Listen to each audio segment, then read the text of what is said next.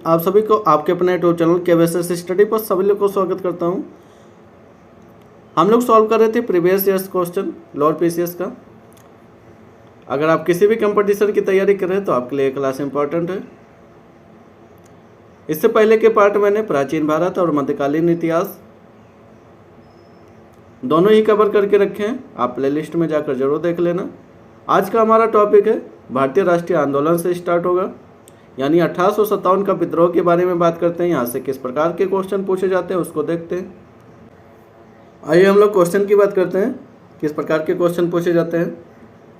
1857 के विद्रोह के दौरान निम्नलिखित ऐतिहासिक व्यक्तित्व यानी सूची 1 का उनकी भूमिकाओं के यानी सूची 2 से आपको मिलान करना है।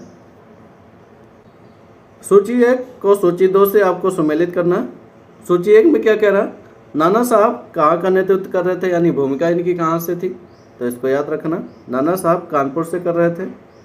मौलवी साहब की बात कर लेते हैं तो ये फैजाबाद से कर रहे थे। खान अब्दुल खान की बात करेंगे तो ये बरेली से ही कर रहे थे। कारू भगत की बात करेंगे तो ये रानीपुर से नेतृत्व कर रहे थे, तो उनको याद रखना सभी को। तो इसके अकॉर्डिंग अगर ऑप्शन मैच करेंगे तो ऑप्शन नंबर डी मैच कर रहा है। पहले का ए, दूसरे का बी, तीसरे का सी, चौथे का डी, इस प्रकार से सुमेलित होता है। नाना साहब की बात करेंगे कानपुर में विद्रोह का नेतृत्व कर रहे थे। कारू भगत की बात करेंगे रानीपुर से स्वतंत्रता सेनानी की नेतृत्व कर रहे थे। मौलवी अहमदुल्ला की बात करेंगे तो ये फैजाबाद से कर रहे थे। और खान बहादुर खान की बात करेंगे तो ये बरेली से कर रहे थे, तो ये सही सुमेलित है। आगे बात कर लेते हैं। अगला क्वेश्चन हमारा क्या करा, निम्नलिखित में से किनके द्वारा 1857 की क्रांति शुरुआत की गई थी, तो इसको याद रखना। किसके द्वारा किया गया था, सिपाहियों के द्वारा इसकी शुरुआत की गई थी। 1857 की क्रांति की बात करेंगे तो सिपाहियों के द्वारा इसकी शुरुआत की गई थी। क्रांति की शुरुआत की बात करेंगे तो 10 मई 1857 ईस्वी में इसकी शुरुआत की जाती है। इस क्रांति का शुरुआत मेरठ से हुआ था, धीरे धीरे एक कानपुर, बरेली, झांसी, दिल्ली, अवध, इन सभी स्थानों पर फैल गया था। आगे बात कर लेते हैं। अगला क्वेश्चन हमारा क्या कर रहा है, निम्नलिखित में से कौन सा 1857 के विद्रोह का परिणाम था, तो इसको याद रखना। कौन सा इसका परिणाम था, ईस्ट इंडिया कंपनी की शक्तियों को ब्रिटिश क्राउन में हस्तांतरित कर दिया था, तो ये भी हमारा सही है। अंग्रेज ने भारत में लोगों पारंपरिक धार्मिक और सामाजिक प्रथाओं को कुचलने का फैसला किया था, गलत सुमेलित है। जमींदारों की रक्षा की नीतियों का समाप्त कर दिया गया था, तो यह भी गलत है। अंग्रेजों ने फैसला किया कि सेना में भारतीय सैनिकों का अनुपात बढ़ाया जाएगा, यह भी गलत है। तो इसमें ऑप्शन नंबर ए सुमेलित है, तो इसको याद रखना। 1857 के विद्रोह की स्वतंत्रता संग्राम की बात करेंगे तो असफल रहा, लेकिन इसके दूरगामी परिणाम की बात करेंगे तो काफ़ी उपयोगी। इसके फलस्वरूप भारत सरकार अधिनियम 1858 द्वारा ब्रिटिश क्राउन के कंपनी से भारत पर शासन करने के सभी अधिकार वापस ले लिए गए थे, तो इसको याद रखना। भारत का शासन सीधे ब्रिटिश क्राउन द्वारा भारत के सचिव, 15 सदस्यों की एक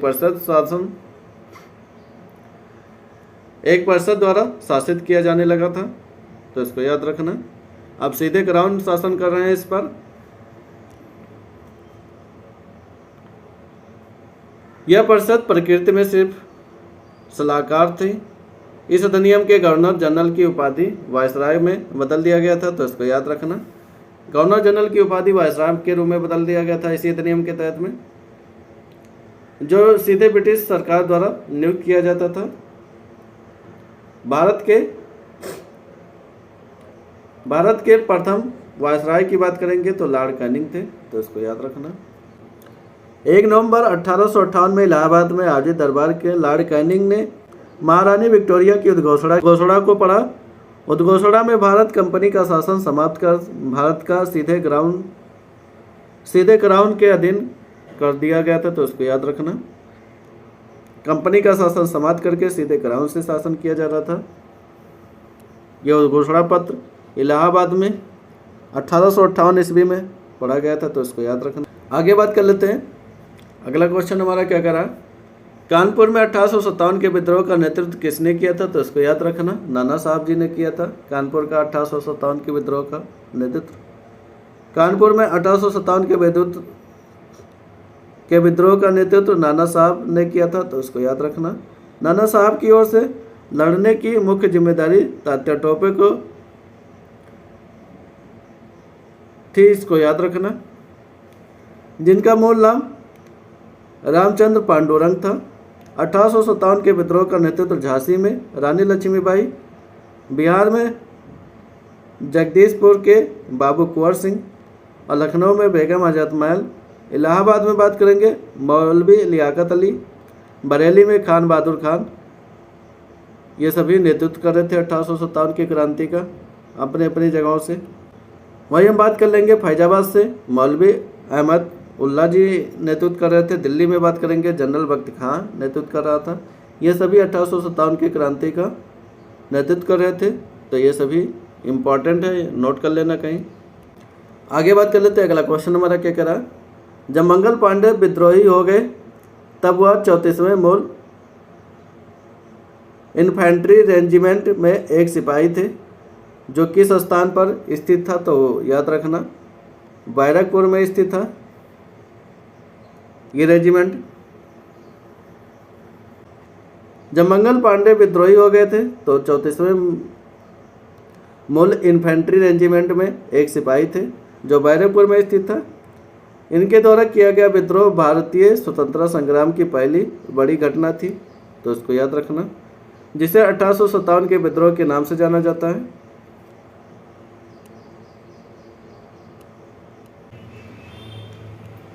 आइए देखते हैं अगला क्वेश्चन हमारा क्या कह रहा है, रानी लक्ष्मीबाई का विवाह झांसी के किस राजा से हुआ था, तो ऑप्शन नंबर ए दिया शिवराव, बी दिया दामोदर राव, सी दिया बाजीराव, डी दिया गंगाधर राव। तो इसमें ऑप्शन नंबर जो डी दिया रखा है गंगाधर राव से इनका विवाह हुआ था, तो इसको याद रखना। रानी लक्ष्मीबाई का विवाह 14 वर्ष की आयु में 1842 ईस्वी में 40 वर्ष के गंगाधर राव नेवालकर से हुआ था, तो उसको याद रखना, जो झांसी के तत्कालीन महाराजा थे। रानी लक्ष्मीबाई का जन्म काशी में हुआ था, तो इसको याद रखना। आगे बात कर लेते हैं। भारतीय स्वतंत्रता के प्रथम संग्राम 1857 के संदर्भ में निम्नलिखित में कथनों को पढ़े और सही विकल्प आपको बताना है। कथन नंबर 1 क्या कह रहा है, इसमें सिपाही विद्रोह के नाम से भी जाना जाता है, ये दे रखा वो सही है। बी क्या कह रहा है, यह जम्मू कश्मीर के उधमपुर ज़िले में शुरू किया गया था, तो यह जम्मू कश्मीर में नहीं है। सी क्या कह रहा, यह दिल्ली, आगरा, कानपुर और लखनऊ में व्यापक रूप से फैला था, तो यह भी सही है, ऑप्शन नंबर सी। तो इसमें ऑप्शन नंबर ए और सी दोनों सही है।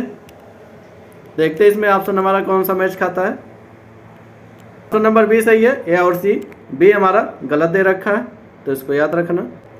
आगे बात कर लेते हैं, व्याख्या देखते हैं। 1857 का भारतीय विद्रोह, जिसमें प्रथम भारतीय स्वतंत्रता संग्राम सिपाही विद्रोह के नाम से भी जाना जाता है, इसकी शुरुआत की बात करेंगे तो 10 मई 1857 ईस्वी में मेरठ से हुआ था, तो इसको याद रखना। मेरठ के विद्रोही 11 मई दिल्ली पहुंचे और 12 मई 1857 ईस्वी को उन्होंने दिल्ली पर अधिकार कर लिया। यह ब्रिटिश शासन के विरुद्ध एक सशस्त्र विद्रोह था, जो भारत के विभिन्न क्षेत्रों में 2 वर्ष तक चला था, तो इसको याद रखना। यह विद्रोह दिल्ली, आगरा, कानपुर, लखनऊ इन सभी जगहों पर व्यापक रूप से फैला हुआ था, तो इसको याद रखना। आगे बात कर लेते हैं। अगला क्वेश्चन हमारा क्या कह रहा, मेरठ छावनी में 1857 के सैनिक विद्रोह की शुरुआत कब हुई थी, तो उसको याद रखना। 10 मई 1857 ईस्वी में इसकी शुरुआत की जाती है। 29 मार्च 1857 को बैरकपुर यानी पश्चिम बंगाल में है अपने सार्जेंट पर हमला कर दिया और उसकी हत्या कर दी थी।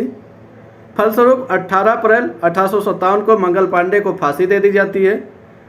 14वें पैदल सेना रेजिमेंट को भंग कर दिया जाता है। 10 मई 1857 को मेरठ के छावनी के सैनिकों ने खुला विद्रोह शुरू कर दिया और अपने अफसरों पर गोलियां चला दी। अपने साथियों को मुक्त कराकर दिल्ली की ओर चल दिए। तो इसको याद रखना। तो इसका मेन विद्रोह 10 मई 1857 को स्टार्ट होता है। आगे बात कर लेते हैं। अगला क्वेश्चन हमारा क्या करा है, निम्नलिखित में से किसने 1857 के विद्रोह को दबाने के लिए अंग्रेजों को सहायता पर, इसको याद रखना। तो इसको याद रखना, अवध की बेगम हजरत महल।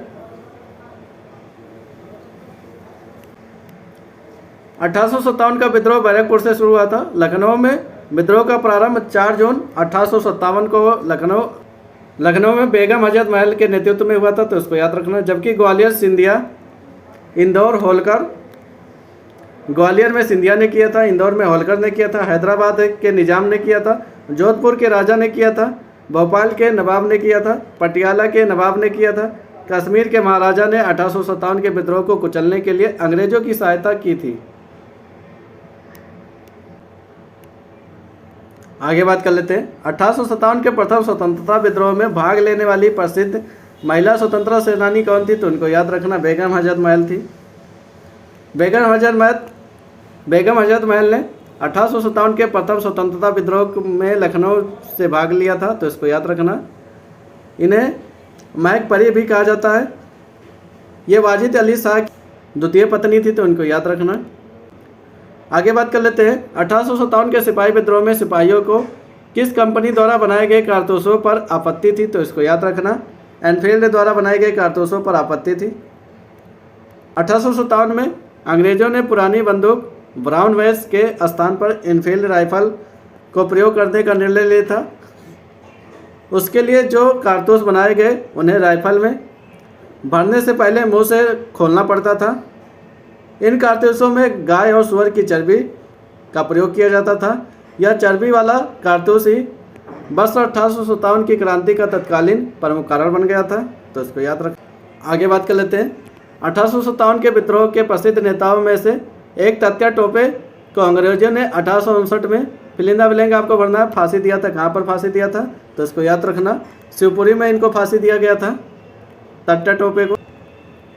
1857 के विद्रोह के प्रसिद्ध नेता में से एक तात्या टोपे को ब्रिटिश सरकार ने 18 अप्रैल 1859 को शिवपुरी यानी मध्य प्रदेश में फांसी दे दिया था। इनका मूल नाम था आत्माराम पांडुरंग था। सिपाही विद्रोह किस वर्ष हुआ था? तो उसको याद रखना, 1857 में सिपाही विद्रोह हुआ था। 1857 के विद्रोह में सिपाही विद्रोह के नाम से जाना जाता है। ब्रिटिश सरकार ने 1857 में सैनिकों के प्रयोग के लिए ब्राउन बैस के स्थान पर इनफील्ड राइफल का प्रयोग करवाया था, जिसमें कारतूस को लगाने के लिए पूर्वदास से खींचना पड़ता था और कारतूस में सूअर और गाय की चर्बी का प्रयोग होता था। इसी के विरुद्ध इन सब कारतूस में गाय और सूअर दोनों की चर्बी लगाई जाती थी। इसलिए हिंदू और मुस्लिम सैनिक भड़क उठे। परिणाम स्वरूप 1857 के सिपाही विद्रोह की शुरुआत हो गई थी। तो इसको याद रखना।